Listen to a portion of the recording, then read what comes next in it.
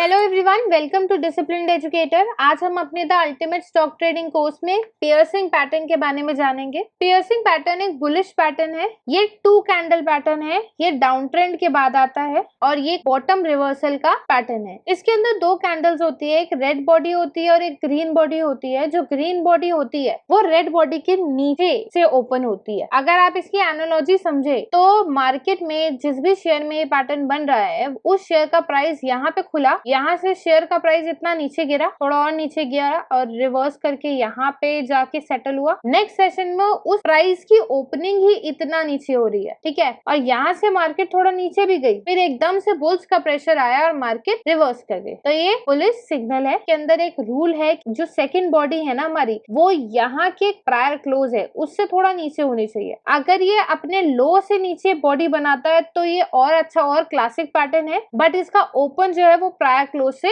नीचे होना चाहिए, ठीक है। इसके अंदर जो ग्रीन बॉडी है हमारी, ये जो ग्रीन कैंडल है वो एटलीस्ट 50% इस प्रायर कैंडल के अंदर आनी चाहिए, तभी ये स्ट्रेंथ बताता है कि हाँ अब जो मोमेंटम है वो चेंज हो गया है। अब हमने जितने भी बोले सिग्नल पढ़े हैं उनके अंदर क्या होता है कि वो ना सपोर्ट बनाते हैं, क्योंकि वो नीचे से रिट्रेसमेंट बताते हैं, नीचे से रिवर्सल बताते हैं। तो इन दोनों में भी सेम होगा। इन दोनों में से जो सबसे लोएस्ट होगी, जैसे इस केस में ये वाली है, तो यहाँ पे हमारा बन जाएगा मार्केट का सपोर्ट। यही आपका स्टॉप लॉस लेवल है और मार्केट अगर इसके नीचे क्लोज करती है तो वो बियरिश मोमेंटम का सिग्नल है, ठीक है। अब ये जो इंडिकेटर है आपको ये बताता है कि नीचे के लेवल से ना एक फियर्स बाइंग हो रही है, एक बुल्स का बहुत ज्यादा प्रेशर आ रहा है इस लेवल के नीचे। तो अब जो मार्केट है वो बुलिश होने वाली है। अगर हम एनालॉजी देखें कैंडल्स की तो आप ये देखिए, ये फर्स्ट वाले के अंदर क्या है, मार्केट यहाँ पे ओपन हुई, यहाँ क्लोज हुई, फिर मार्केट ने क्या किया, मार्केट यहाँ पे जाके ओपन हुई, ठीक है, और फिर उसके बाद मार्केट थोड़ा ऊपर गई, बट ये अपने प्रायर लो को भी नहीं तोड़ पाई।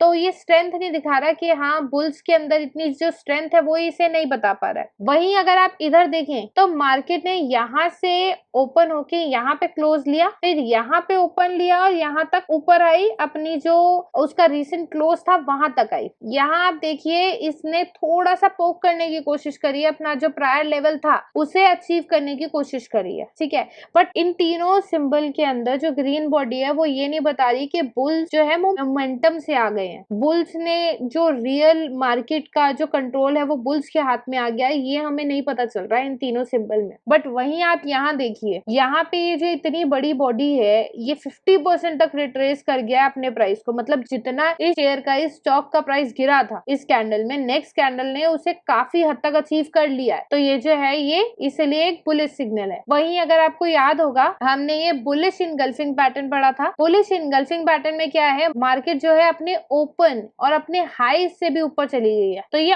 और ज्यादा बुलिश सिग्नल है, ठीक है। अगर आप इसे ऑर्डर पे लगाएंगे तो ये सबसे ज्यादा बुलिश है, फिर उससे कम बुलिश ये है, फिर ये है, ये हल्का हल्का बुल्स का प्रेशर बता रहे हैं। अब हम कुछ रियल मार्केट चार्ट्स पे इन पैटर्न्स को देखते हैं। ये डीएलएफ का चार्ट है, ये 15 मिनट्स का चार्ट है। देखिए मार्केट के अंदर डाउन ट्रेंड आया है, ठीक है, यहाँ पे आके ये हमारा पियर्सिंग पैटर्न बना है। पियर्सिंग पैटर्न का जो लो है वो हमारा बन जाएगा सपोर्ट। इसके बाद मार्केट अप गई है, ठीक है। उसके बाद मार्केट ने आप ये देखिए आगे जाकर भी ना इस सपोर्ट को तोड़ा नहीं है, ठीक है। ये कैनरा बैंक का चार्ट है, ये 1 डे का चार्ट है। यहाँ आप देखिए डाउन ट्रेंड है, डाउन ट्रेंड के बाद यहाँ पे मार्केट ने हैमर बनाया और यहीं पर एक पियर्सिंग पैटर्न भी बनाया है। मार्केट का जो ओपन है वो अपने प्रायर लो से भी नीचे है और ये 50% से ज्यादा अपनी प्रायर बॉडी के अंदर आई हुई है। अब इसके अंदर ये क्योंकि तीनों कैंडल्स एक साथ ही हैं, तो हमारा जो मेजर सपोर्ट बनेगा वो ये बनेगा, यही आपका स्टॉप लॉस लेवल बनेगा। और इस स्टॉप लॉस पे आप एक बाइंग की पोजीशन लेंगे और आप ये देखिए आपका ये टारगेट होगा। तो अगर आप यहाँ पे भी पोजीशन लेते हैं, ठीक है, तो आपका यहाँ पे रिस्क इतना है और जो रिवॉर्ड है वो इतना है। ये अपने आप में एक हाई रिवॉर्डिंग ट्रेड है और ये देखिए मार्केट ने उस ट्रेड के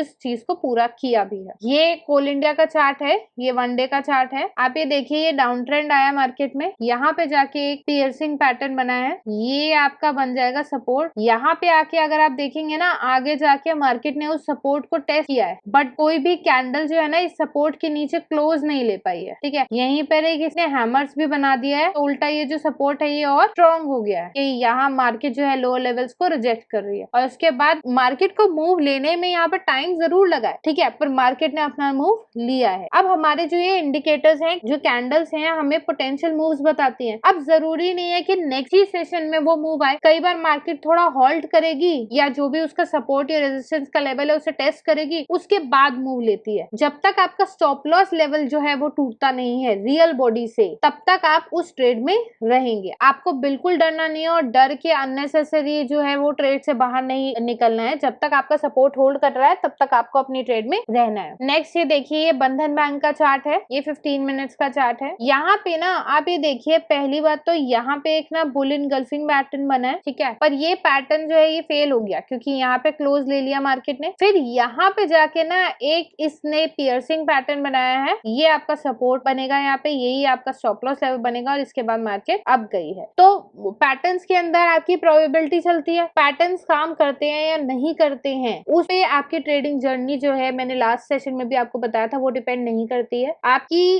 ट्रेडिंग के अंदर जो आपकी सक्सेस है वो ये डिपेंड करती है कि क्या आपके पास स्टॉप लॉस है और आप क्या सही रिस्क रिवॉर्ड वाली ट्रेड में घुस रहे हैं कि नहीं घुस रहे हैं। अगर आप इन दोनों चीजों को ध्यान में रख के काम करेंगे तो आप जो पैटर्न है, जो आपकी एनालिसिस है, वो कहीं ना कहीं ऊपर नीचे भी हो जाए ना तब भी आपका काम चल जाएगा। आपको हमेशा एक ऐसी ट्रेड लेनी है जहां पे आपको उस ट्रेड के एग्जिट पॉइंट्स, एंट्री पॉइंट्स पता हो, ठीक है। अब जैसे यहाँ पे आप ये देखिए, अगर मैं यहाँ पे ट्रेड लेती, मैंने यहाँ पे सपोज कीजिए बुलिश ट्रेड ली और मार्केट ने ये मेरा लेवल तोड़ दिया, तो मैं क्या करूंगी, मैं मार्केट से मेरे स्टॉप लॉस पे मैं आउट हो जाऊंगी। फिर यहाँ पे दोबारा मार्केट ने एक पैटर्न बनाया है, उसके बाद में हल्का सा कंफर्मेशन, अब यहाँ पे दोबारा मार्केट ने एक बुलिश पैटर्न बना लिया, पियर्सिंग पैटर्न। अब मैं थोड़ा वेट करूंगी कैंडल का कि कैंडल मुझे दिखा दे कि थोड़ा बहुत ऊपर जा रही है वो। अब यहाँ पे भी मुझे कंफर्मेशन नहीं आया, पर जैसे ही मार्केट का ओपन आप देखिए यहाँ कहीं आया, मतलब जो अपना प्रायर हाई था वहां कहीं उस नेक्स्ट कैंडल की ओपनिंग हुई है, तो मुझे पता चलेगा कि हाँ नहीं, अब मोमेंटम थोड़ा सा बदल रहा है, तो अब मैं दोबारा एक बुलिश ट्रेड ले सकती हूँ। टाटा मोटर्स का चार्ट है ये 30 मिनट्स का। यहाँ देखिए एक डाउन ट्रेंड था छोटा, उसके बाद ये पैटर्न बना है पियर्सिंग का। अब पियर्सिंग ने यहाँ पे देखिए आप इतना ही मूव लिया, फिर उसके बाद दोबारा से अपना जो लेवल है उसे टेस्ट किया। ये देखिए ये सेम ही लेवल है, और मेरा फर्स्ट टारगेट होगा वो कहीं ना कहीं यहाँ तक का होगा। आज के सेशन में इतना ही था। नेक्स्ट सेशन में हम पढ़ेंगे डार्क क्लाउड कवर। ये सेशन अगर आपको पसंद आया हो तो please like, share and subscribe the channel और बेल आइकन को जरूर दबाइएगा। Thank you so much for watching. किसी भी तरह की क्वेरी हो तो आप इन सारे सोर्सेज पे हमसे बात कर सकते हैं। Thank you so much for watching.